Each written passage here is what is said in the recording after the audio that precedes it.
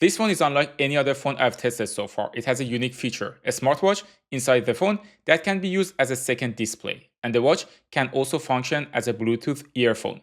They didn't stop there. They added a bunch of other features you don't usually see in a mid-range phone. For example, it has an 8800 mAh battery, which is almost double the average battery capacity of a phone, 1TB of storage, and 24GB of RAM. It is also IP69 rated instead of the usual IP68. IMO and Oukitel sent me this device to review. It is called Oukitel WP200 Pro, and they're going to release it for approximately $599. The phone is on the heavier side at 320 grams with the watch inside, but it is not super large like other rugged phones. For example, when I put the case on the iPhone 16 Pro Max, the dimensions are almost the same. The back of the phone has a very nice texture, and the frame is a nice beige color. It looks and feels premium in hand. The branding is engraved on the back, but I find it alright. The camera bump is a bit large because it houses the watch, but that also helps with one-handed use as it can act as a resting place for your finger. On the left side, there is a power button and a volume rocker. On the bottom, there is a USB-C port, a mono speaker, and a SIM card tray that can remove by hand without needing an additional tool. On the other side, there is a red button that by default opens Gemini. You can easily remove the watch from the phone and put it back without any hassle. There is a button on the back of the device to do so. You can then place the watch into a band, turning it into a functional smart band to track your activities. You can even remove the watch from the band or the phone and use it as a phone earpiece, because why not? At first, I thought the removable watch was a gimmick, but I found myself using it more than I thought I would for a very simple reason: checking the time and weather forecasts. Like me, you probably find yourself unlocking your phone often just to check either of the things. Here, you can simply use the smaller screen on the back of the device with a double tap. The phone has an under-screen fingerprint scanner, which is unusual for rugged phones as they typically have side-mounted fingerprint sensor. The unlock works great, even though it is optical, which is completely normal for a phone in this price range. The phone comes with a pre-installed screen protector, and the fingerprint scanner works well with it. There is also face unlock, which works nicely if you prefer that over fingerprint unlock.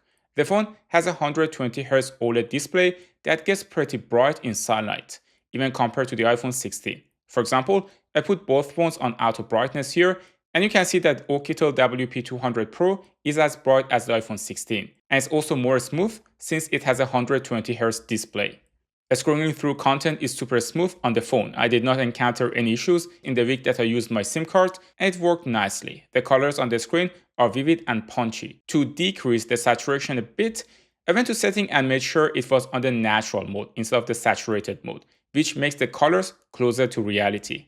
You probably wouldn't buy this phone if you're into photography. That said, it does have a 108 megapixel main sensor and a macro lens. The camera app includes some modes, for example, a 108 megapixel mode for high resolution pictures, a video mode that records in 4K, and even a pro mode to adjust shutter speed and other settings if needed. I decided to take some photos and compare the camera with the iPhone 16. In this shot, the level of detail is similar, and even the bokeh is comparable. The WP200 Pro leans more towards magenta, while the iPhone 16 has a greener tint. But the colors are easily fixable, and I will show you how. So I usually also use the GCAM instead of the normal camera because the pictures are a little bit less contrasty and also less over sharpened, like I show you here.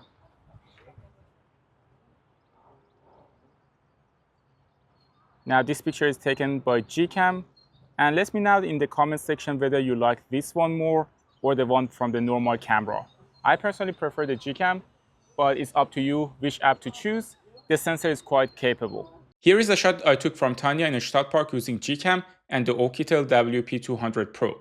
You can also see how this specific setup compares to the iPhone 16 in this shot. Here you can again check out the picture quality of the WP200 Pro compared to the iPhone 16 in daylight. For video, the main lens supports up to 4K at 30 frames per second. You can check the video quality here and judge for yourself. It is best to avoid moving the camera too much while recording to achieve better stabilization.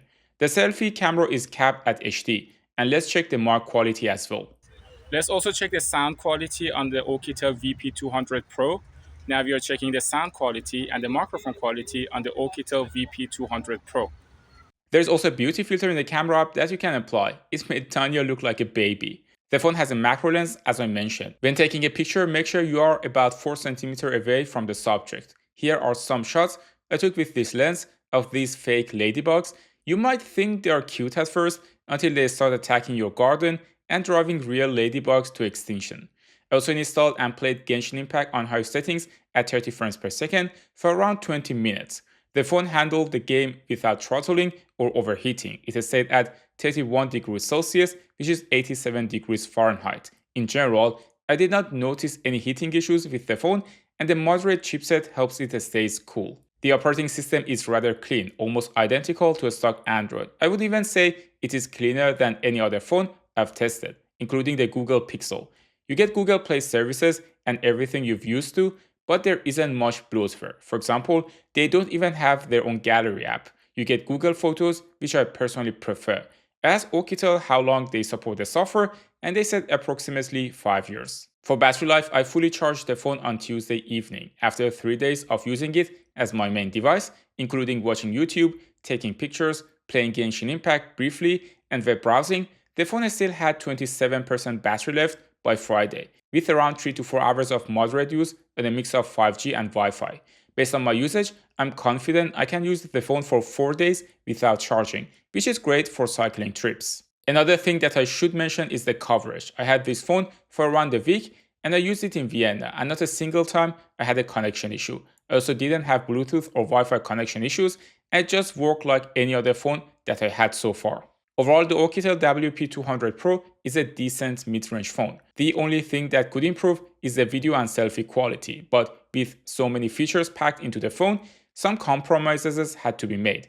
The main strength of the phone is battery life. It easily lasts 3 days, even with heavy use. If you don't use your phone for more than a couple of hours a day, you might even get a whole week on a single charge.